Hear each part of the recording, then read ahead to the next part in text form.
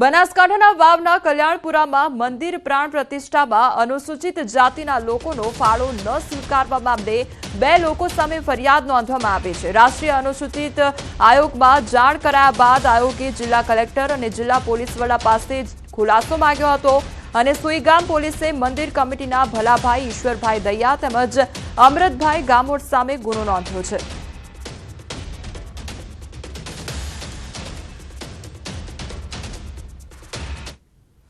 કરોડોના કૌભાંડી બીઝેડના ઝાલાના સમર્થનમાં બેનર લાગ્યા અને અરવલ્લીમાં ઓટો રિક્ષા પાછળ પોસ્ટર લગાવવામાં આવ્યા છે। રિક્ષા પાછળ બેનર લાગેલા હોવાનો વિડીયો વાયરલ થયો છે। આઈ સપોર્ટ બીઝેડના રિક્ષા પાછળ પોસ્ટર લાગ્યા। મોડાસા શામળાજી રોડ પર રિક્ષા પાછળ બેનર જોવા મળ્યા। પોન્ઝી સ્કીમના આરોપમાં જેલમાં છે ભૂપેન્દ્રસિંહ ઝાલા અને ખાસ વાત તો એ છે કે અગાઉ પણ અરવલ્લીમાં જ રસ્તા પર પણ બીઝેડના સમર્થનના બેનર લાગ્યા હતા અને ફરી એકવાર આ બીઝેડના સમર્થનમાં જે પોસ્ટર છે તે લગાવવામાં આવ્યા છે અને તે રિક્ષાની પાછળ લાગેલા જોવા મળ્યા છે। આઈ સપોર્ટ બીઝેડનો આ પોસ્ટર લગાવવામાં આવ્યો છે તે અંગેનો વિડીયો પણ વાયરલ થયો છે અને અગાઉ પણ આ પ્રકારના વિડીયો વાયરલ થયા હતા। અગાઉ પણ આ પ્રકારના પોસ્ટર અરવલ્લીમાં લગાવવામાં આવ્યા હતા જ્યાં આ કૌભાંડીને સમર્થન આપવામાં આવી રહ્યું હતું। અરવલ્લીમાં ઓટો રિક્ષા પાછળ આ પોસ્ટર લગાવવામાં આવ્યું છે। આઈ સપોર્ટ બીઝેડનું પોસ્ટર લાગ્યું છે। રિક્ષા પાછળ બેનર લાગેલા હોવાનો આ વિડીયો વાયરલ થયો છે। તો આઈ સપોર્ટ બીઝેડના રિક્ષા પાછળ પોસ્ટર લાગ્યા છે। કરોડોના કૌભાંડમાં જેલમાં છે ભૂપેન્દ્રસિંહ ઝાલા જેને સપોર્ટ કરવામાં આવી રહ્યો છે। સંવાદદાતા હાર્દિક અમારી સાથે જોડાઈ ગયા છે। હાર્દિક, ફરી એકવાર બીઝેડના કૌભાંડીને સપોર્ટ કરવામાં આવી રહ્યો છે અને પોસ્ટર લગાવવામાં આવી રહ્યા છે, શું અપડેટ તેને લઈને? કોમલ, ચોક્કસ જે પ્રકારે અરવલ્લી જિલ્લામાં જે પ્રકારે ભૂપેન્દ્રસિંહ ઝાલા કે જે બીજીઆર ગ્રુપનું જે કૌભાંડ કરવામાં આવ્યું હતું 1000 કરોડ રૂપિયાનું, તેના સમર્થનમાં હવે ઓટો રિક્ષાના જે ચાલકો છે તે સામે આવ્યા છે, જેમાં ઓટો રિક્ષા પાછળ બેનર મારવામાં આવ્યા છે કે વી સપોર્ટ બીજીઆર જેવું લખાણ લખવામાં આવ્યું છે। ખાસ કરીને પોન્જી સ્કીમના આરોપમાં ભૂપેન્દ્રસિંહ ઝાલા જેલમાં છે। ત્યારે બીજી તરફ હવે બહારની તરફ જ્યારે કે અરવલ્લી જિલ્લામાં અને સાબરકાંઠા જિલ્લામાં અલગ અલગ જગ્યાએ પોસ્ટર મારવામાં આવી રહ્યા છે, રિક્ષાઓમાં પાછળ બેનર લગાવવામાં આવી રહ્યા છે, એટલે કે તેના સમર્થનમાં હવે ધીમે ધીમે લોકો બહાર આવી રહ્યા છે। ચોક્કસથી તે આરોપી છે તેની સામે કાર્યવાહી થઈ રહી છે, પરંતુ બીજી તરફ આ પ્રકારે તેને સમર્થન પણ આપવામાં આવી રહ્યું છે। કોમલ જી હાર્દિક, સમગ્ર માહિતી બદલ આપનો આભાર।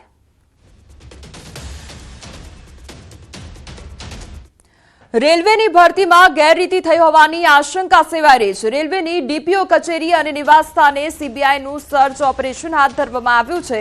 વડોદરાની પ્રતાપનગરની ઓફિસ અને ઘરે સર્ચ કરવામાં આવી રહ્યું છે। સુનિલ બિશ્નોઈ સહિતના 4 અધિકારીની તપાસ કરવામાં આવી રહી છે। તપાસ બાદ 4 અધિકારીઓની ધરપકડ કરી તો રેલવેની ભરતીમાં ગેરરીતિ થઈ હોવાના મામલે સીબીઆઈ તપાસ કરી રહી છે। Divisional provision officer Sunil Bishnoi અને સહિત 4 અધિકારીઓની ઓફિસમાં તપાસ કરી હતી। 4 અધિકારીઓની ઓફિસ અને ઘરે મોડી રાત સુધી સર્ચ કરવામાં આવ્યું હતું, ત્યારે હાલ સીબીઆઈ વધુ તપાસ કરી રહી છે।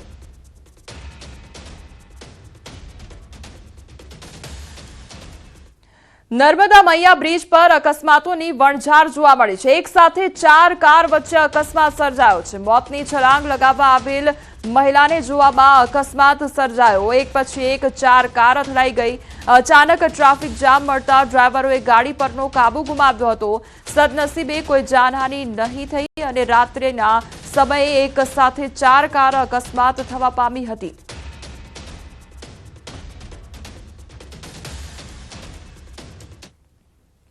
ગીર સોમનાથના ઉનાના સોખડા ગામના વ્યક્તિનું પાકિસ્તાન જેલમાં મોત નિપજતા તેમના પાર્થિવ દેહને માદરે વતન લવાતા પરિવારમાં આક્રંદ છવાયું હતું। પાકિસ્તાન જેલમાં કેદ બાબુ કાના ચુડાસમા નામના વ્યક્તિનું અગમ્ય કારણોસર મોત થયું હતું, જેનું 26 દિવસ બાદ મૃતદેહ માદરે વતન લાવવામાં આવ્યો હતો। અમદાવાદથી એમ્બ્યુલન્સ મારફત માદરે વતન સોખડા ખાતે આવ્યો। તેમના અંતિમ સંસ્કારમાં ગામ લોકો ઉમટી પડ્યા હતા।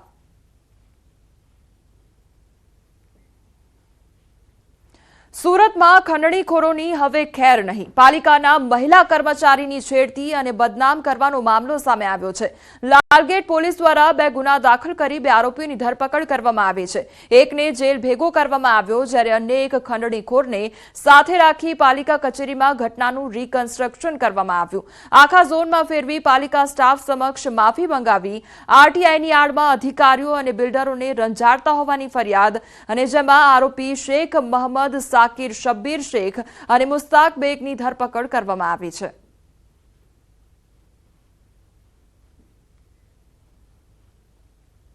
ભાવનગરમાં તસ્કરો બેફામ બન્યા છે. ગ્રાહક રૂપે આવી ચોરી કરી મહિલાઓ ફરાર થઈ અને ભાદેવાની શેરીમાં ઇલેક્ટ્રિક દુકાનમાં ચોરી કરવામાં આવી. સમગ્ર ચોરીની ઘટના સીસીટીવી કેમેરામાં કેદ થઈ છે. 21,500ની કિંમતની વાયરની ચોરી કરવામાં આવી છે. ચોરીની સી ડિવિઝન પોલીસ સ્ટેશનમાં ફરિયાદ પણ નોંધવામાં આવી છે. પોલીસે સીસીટીવીના આધારે કાર્યવાહી હાથ ધરી છે. તો બે મહિલાઓ દ્વારા ચોરીને અંજામ આપવામાં આવ્યો છે અને વાયરની ચોરી કરવામાં આવે છે તે અંગેનો વિડીયો પણ સામે આવ્યો છે. સીસીટીવી ફૂટેજ તે અંગેના વાયરલ થયા છે.